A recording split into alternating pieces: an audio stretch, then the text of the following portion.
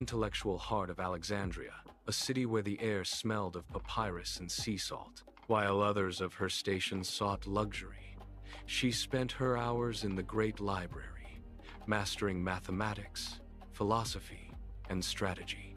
She commanded 9 languages with native fluency, allowing her to speak directly to the diverse subjects of her kingdom without the filter of a translator. She was the final shield of an ancient world, a sovereign who understood that power was not held by beauty, but by the ability to calculate, to negotiate, and to survive.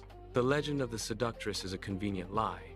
The reality of the strategist is the history that actually shaped the Mediterranean.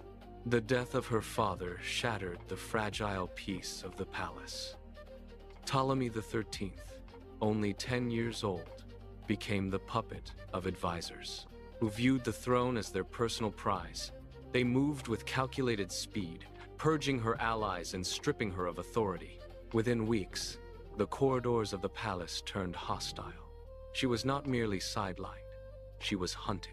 The advisors forced her out of Alexandria, pushing her into the unforgiving heat of the Syrian desert. The transition from royal comfort to the grit of the frontier was absolute.